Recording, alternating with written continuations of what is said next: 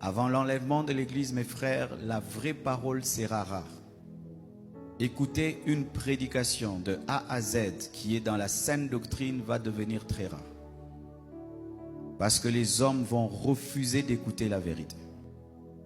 Ils vont persécuter tous les prédicateurs de la vérité. Et je peux vous dire, je n'ai jamais été insulté de cette manière de toute ma vie. Et toutes les insultes que j'ai, c'est parce que je dis seulement aux gens la vérité.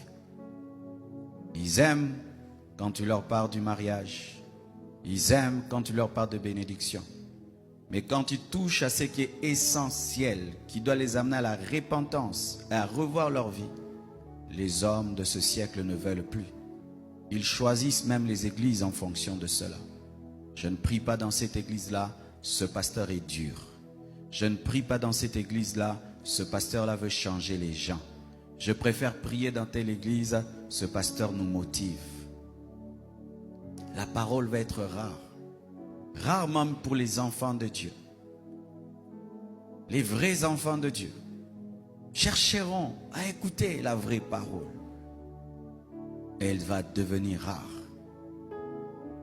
Que Dieu te fasse grâce, toi qui enseignes, d'être parmi les raretés, les personnes dans lesquelles on trouvera encore l'évangile pur.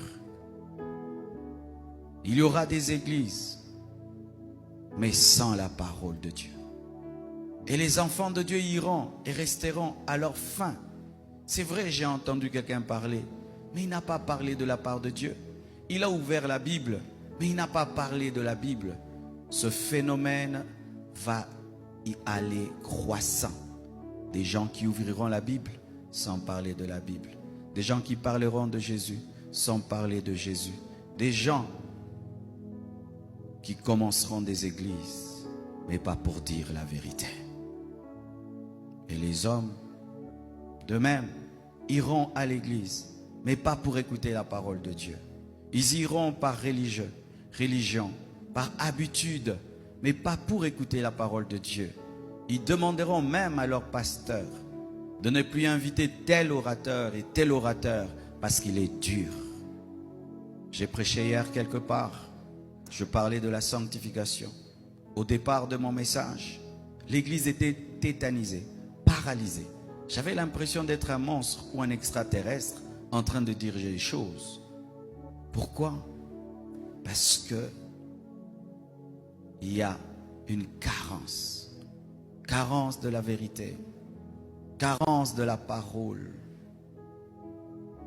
Mais lorsque l'église sera enlevée, ce sera pire, mes frères. Après l'enlèvement de l'église, les gens chercheront la parole. Les vrais prédicateurs seront enlevés. Les faux prédicateurs resteront. Et la parole sera encore très très rare. Nous avons la grâce, frères, jour après jour, d'écouter la parole. Mais sachez qu'une fois l'enlèvement a lieu, ce sera difficile. Même toutes ces applications qui ont des enseignements et des prédications vont supprimer les messages. D'ici là, mes frères, nous n'aurons pas cette liberté de prêcher sur YouTube, de prêcher sur Facebook, de prêcher sur Twitter, sur Instagram. Non. Ces applications et ces réseaux n'ont pas été créés pour l'évangélisation. Ils ont été créés pour que le monde soit un, pour accueillir l'Antichrist. C'est pourquoi, remarquez, tu prêches contre l'homosexualité, on supprime ton post et on t'avertit. Une fois, j'ai posté sur Facebook, des hommes étaient en train d'adorer une vache. Et j'ai écrit, mon peuple périt, faute de connaissance.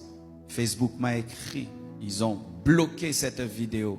Tu peux faire rire les gens, blaguer, ça passe. Mais quand tu commences à dire la vérité, c'est de l'intolérance.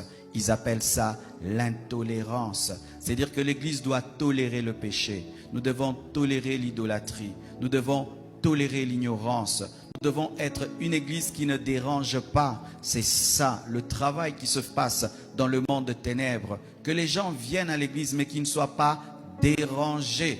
que l'on prêche, mais qu'on ne dérange pas, alors que la vérité dérange toujours.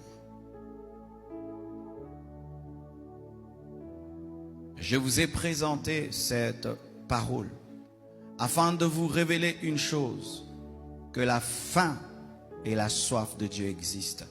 Mais pour Amos, c'était une malédiction.